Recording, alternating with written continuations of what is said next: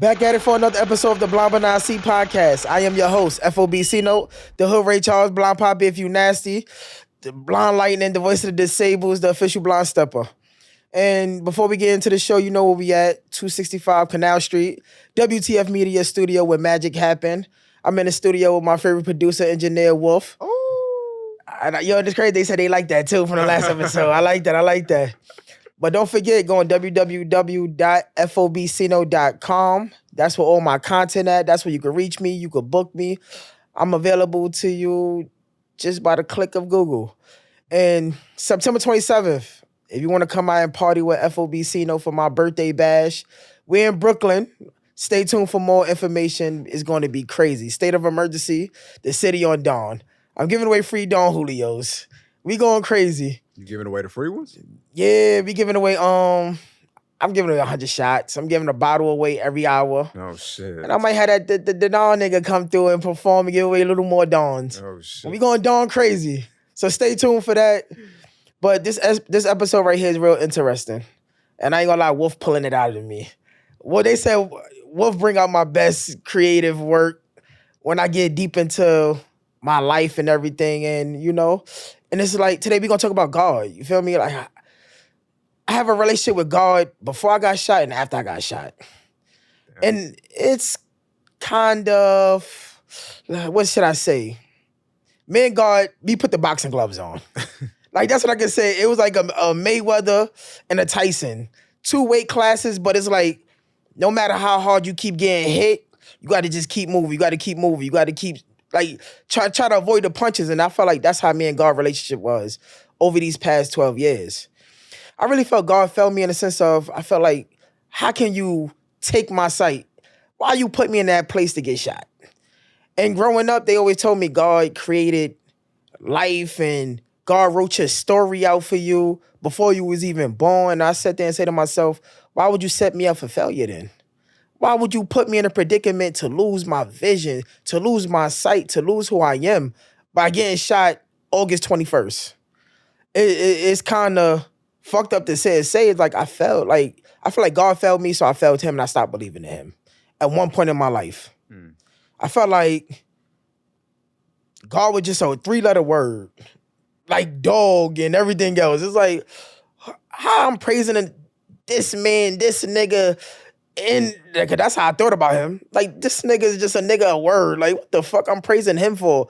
And my family is big on church. They always saying something, oh, believe in God, this, that, and the third. And I'm sitting there saying to myself, how can y'all believe in somebody that failed you, not just once, but time after time? Babies dying. Like, jobs you can't even get a job to pay your rent. You don't know when food coming on your table, but we still believing in this man. You don't know when your next dollar coming in, but we still believing in this man. I gave it all up. This same chain I had on, it's crazy. I got shot with this chain on. The bullet hit it, bent it and all. I bent it back in place.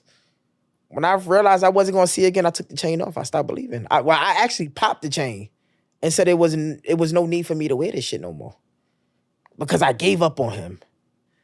It's like I was an EMT. I'm working. I'm doing God's work. I'm helping people. That's what it was all about, right?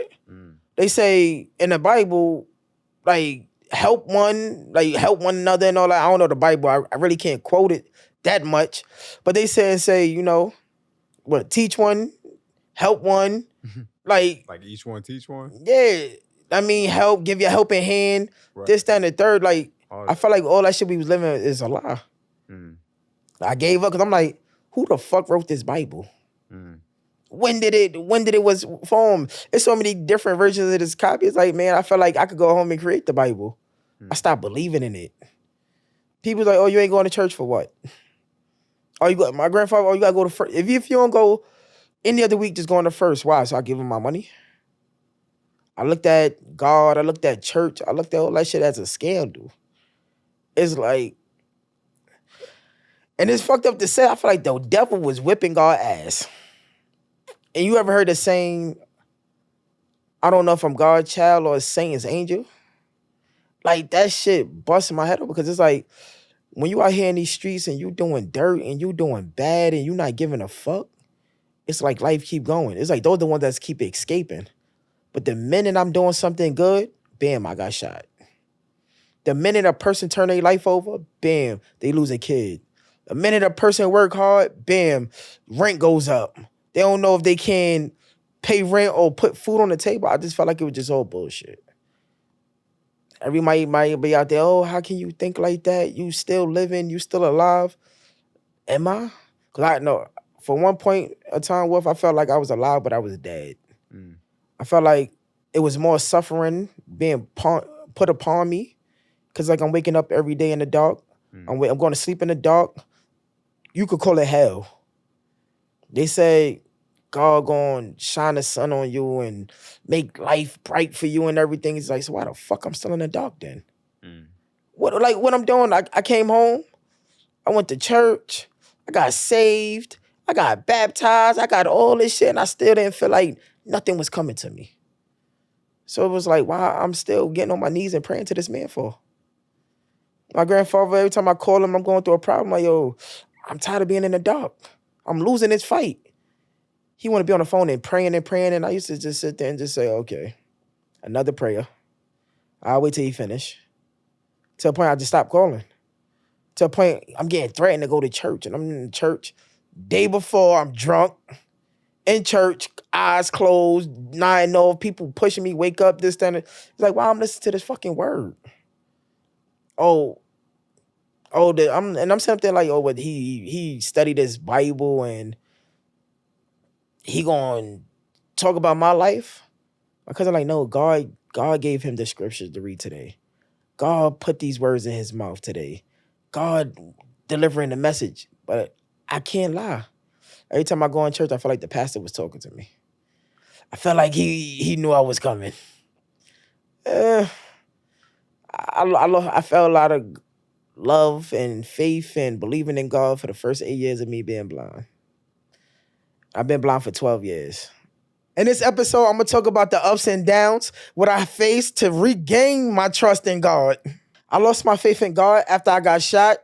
I just became an EMT. Life was moving good for me. I turned my life over. I wasn't that street person no more. I wanted to do right by people. I had my son that just turned 1. And it's like, I felt like it was more life out there for me to see him growing up and everything else. And then that day, I felt like everything was just snatched away from me. I felt like I was left on that floor to die, and it was like, God, you ain't interfering it. You ain't intercepted. You ain't like, what did you do? It's like I was left on that floor to fight, and it's like I didn't have your support. I didn't have your help. I didn't have your hand. I didn't feel like you was there to pick me up off that floor.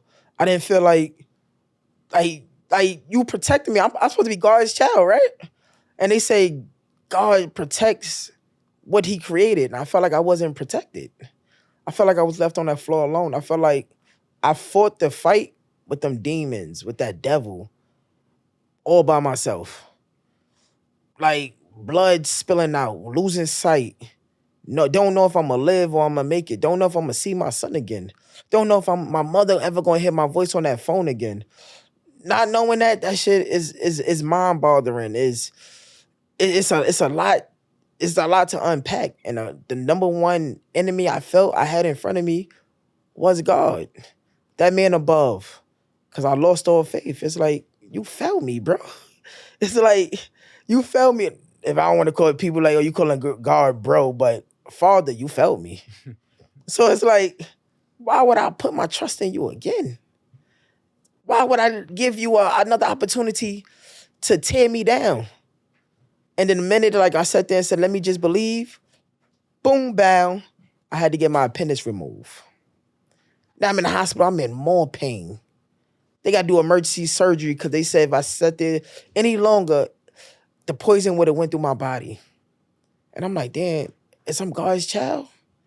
Can I really say I'm God's child? Because why the fuck I'm keep being put through? Why I'm keep suffering? Why I'm keep going through pain? Every doctor I went to and they told me I wasn't going to see it no more. I felt that was more pain and more defeat that I felt like God didn't step in and put his hands on me. That's every time a doctor sat there and told me I would never see my son again. I took that as, God, you didn't reach out and grab me. So what is you using me for? Because they always say, oh, God using you for a reason. That's why he brought you back. So what the fuck the reason is for? I'm still ain't able to see. I still can't see my son. I'm still going through trauma. I'm still going through pain. I'm not healed. What is he using me for? God, you failed me. And that's how I moved on life. People like, oh, you got to put your faith in God and you got to do this, man.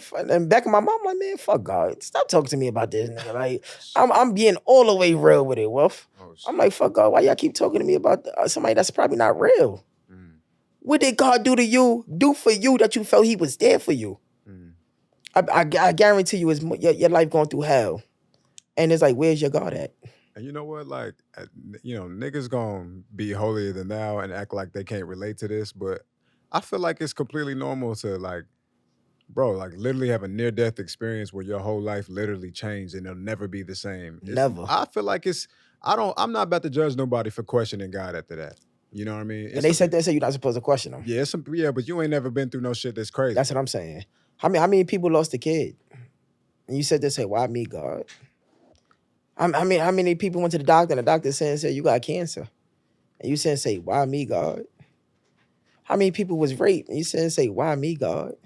But this the man that we sit down, we praying to? I know the church people are like, oh my God, how can you say that? But this is my story. This is my life. You wasn't there when that metal ripped through my head twice. Mm. You wasn't there when it went through my arm. Mm. You wasn't there when I was crawling on my knees fighting for my life. Mm. You wasn't there when my vision was going in and out. And the last thing I seen was my son picture on that phone. Mm. So you can't sit and tell me I'm not supposed to feel like this. I was in the back of that ambulance fighting for my life. Died on the way to Kings County and brought back to life. Mm. I was there on a respirator for 3 days. 4 days recovery. Don't know if I'm ever going to see again. What's going to be my next move? Where's my life direction, my life going through? You wasn't there, so don't question me. Just like you telling me don't question God. Mm. I gave up on him. But that's life, I say. And I feel like you be able to question God. I feel like sometimes when you question him, the best answer's coming out of it. Mm.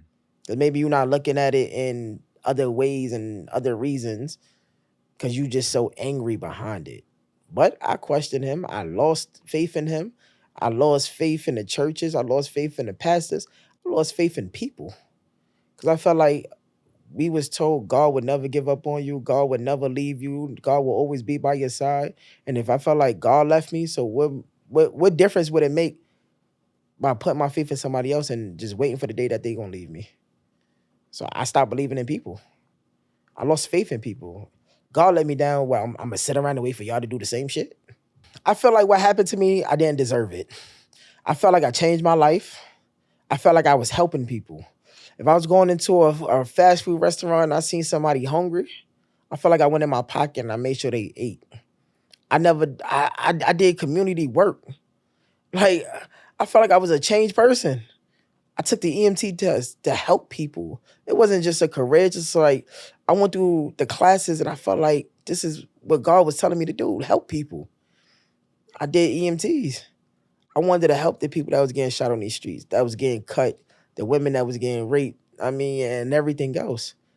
As an EMT is the first, what would you say an EMT is? It's like, And I ain't gonna lie, this shit is always touchy because it's like I put my all into that EMT shit because I wanted to change people's lives and all that shit because it's like I got family members that lost a lot, so I feel like if I can help by putting them to effort because and this shit always it fucks me up because every time I think about being an EMT, that shit fucks me up.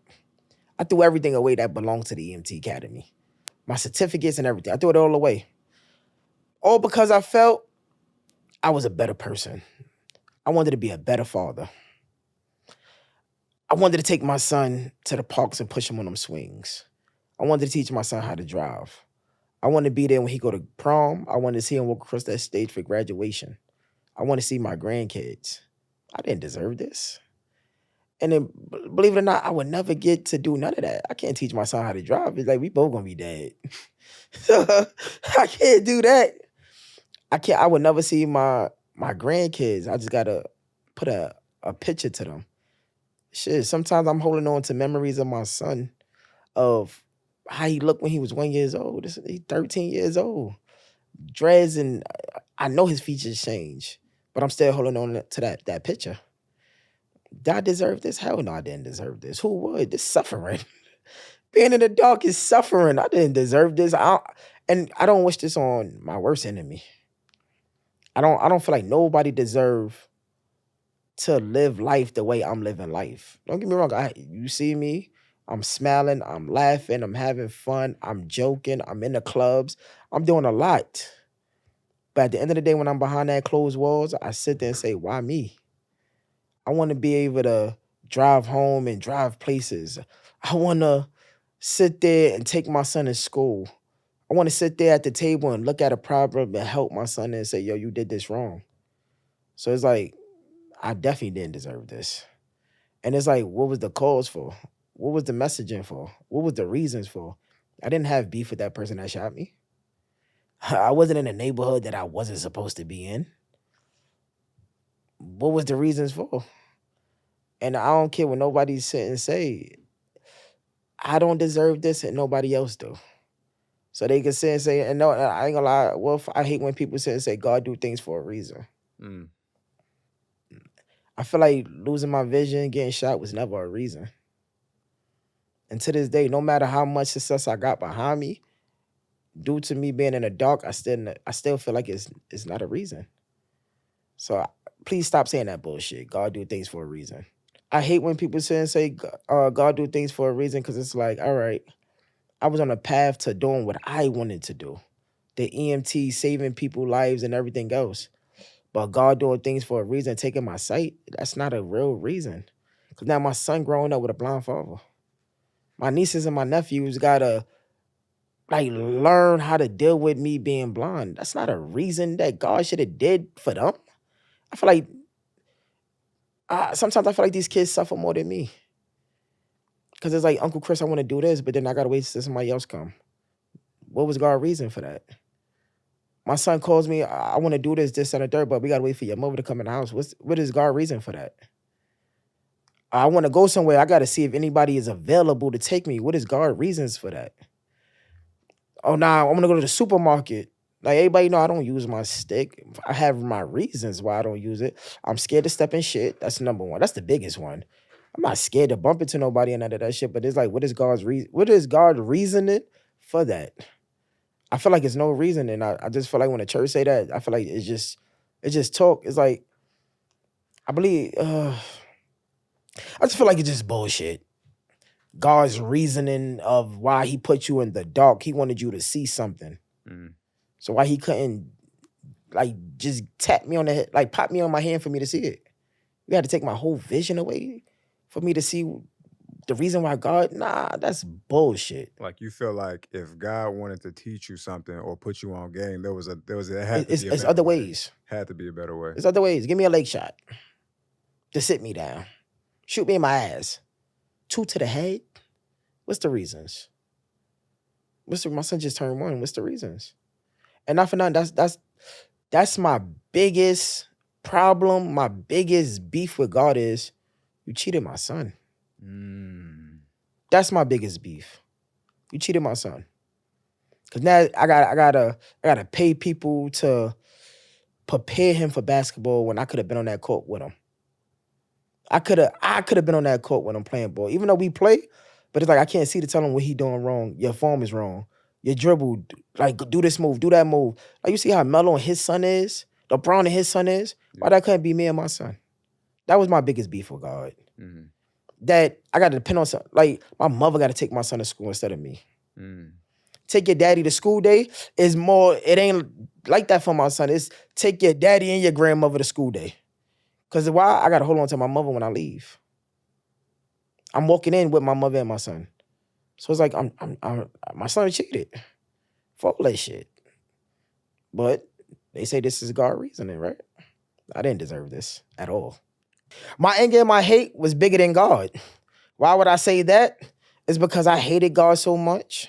I was so angry at God that I didn't see God doing the work on me. Every day being in the house, being in the dark, he was just preparing me for a bigger battle. He was preparing me to really take over the world. God felt I was bigger than the EMT. He said, nigga, I want you to save the world. Oh my God. You saving people in New York City, that's not big enough for you. Oh my I God. feel like your voice is big enough. I feel like you got vision. You just being blinded to the situation. And when I thought about it, I said, damn, I am seeing. Like, I'm touching people in Ohio. I'm touching people in Miami, Minnesota, North Carolina. And it's like, why I'm still beefing over touching people in New York City. So God said, you want to be angry at me? You want to have hate for me? Nigga, look what you accomplished. And that's when I said to sit down and had to think like, damn. I was only in the dark because I was sitting on that couch. I was only in that dark because I was laying on that couch, but not trying to make no moves. But I felt like God just put them 3 shells in me to say, you bigger. I just want to see if you built for this shit. So when you felt like you wasn't fighting this battle by yourself, I was right there because I ain't help you to get up. I want to see if you was gonna get up on your own. I wasn't there to sit there and console you and wipe them tears. Let me see if you going bounce back. Let me see if you going jab back. And when I really looked myself in the mirror, no pun intended, because I can't see, I sat there and said, damn, God, you did prepare me. You didn't give up on me. You didn't fail me. I didn't see it. Why? I was so angry at him. Because it's like, out of all the billions of people in the world, why you had to use me? But then it's like, let's go back to saying God has his ways. He do things for a reason. It's like that kid on the street might not have listened to the Bible or listen to that pastor talk. But guess what? They're gonna listen to Cino talk. So I can't get my word across that pastor that's in the church every Sunday, screaming at the top of his voice. I can't get this kid to sit down and read this Bible. But Cino walked the walk, he talked that talk. They look up to Cino because Cino did XYZ. Now let Cino use these words and get this shit across to save these kids. Hey, bro, this nigga is... And I sat there and said, God, I ain't mad at you, player. Like, you have your ways of doing certain things, and I respect it. Nah, I'm putting you in this hospital for 7. Now, mind you, I'm supposed to be in the hospital for 2 months. God gave me 7 days. Let me see how strong you is. Nah, I felt like you took me away from my child. Nah. They came and they brought a picture of my child, and I'm listening to my child's voice on the phone. I sat there, I got to get home to him. So God knew my child is my strength. Let me see how long it's going to take you to be in this hospital. Now I got my ass up out the hospital in 7 days. So God put me to the test. Okay, cool. Let me see if you're going to use what I put you through to save the next kid so he won't go through it. I started talking to the world. People start coming to me telling me to talk to their kids. People, yo, go sit with C-Note. Go this, that, and the third. I sat there, I started laughing like, God, you made me see it again, huh? I went to North Carolina, a lady ran down on me like, yo, come talk to my son. He's running with the streets. And I looked at him like, damn, it's like I've been here before. When I can sit and tell people, yo, you don't want to get hit with them shells. Because like, I talked to people that did get shot. And the first, I went out like a G. Oh, I ain't cry. I ain't do this, I ain't do that. But really and truly, when I was on that floor, I was calling out to God. God, please, not me. Save me. Help me. God, like, yo, you disobeyed and you didn't pay attention to all the signs that I did give you. Let me see if you're going to come out this dark. Come on, boys. The light is shining on me. I'm not in the dark no more. Yeah, I could be sitting there sometimes texting with you. I got this idea. I got that idea. I got this idea. I got that idea.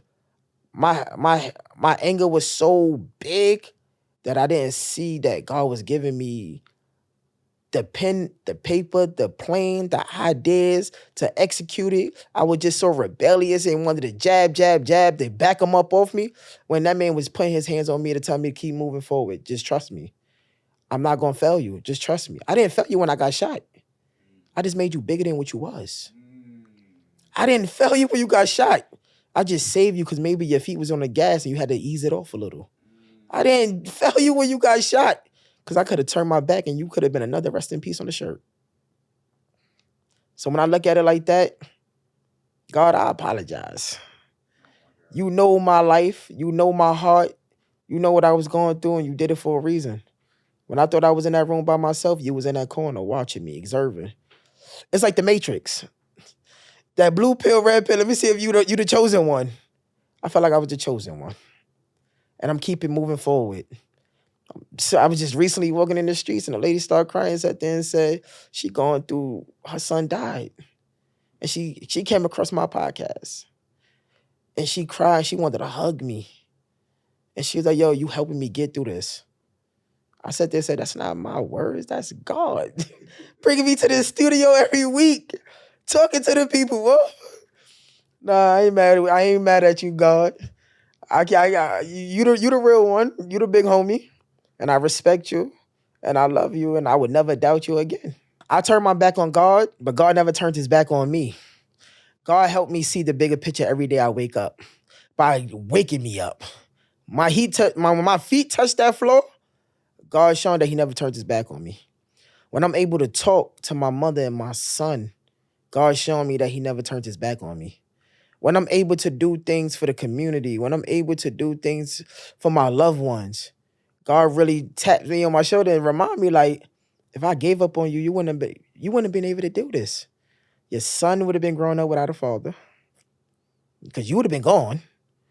Your mother would have had a broken heart because her firstborn child is gone.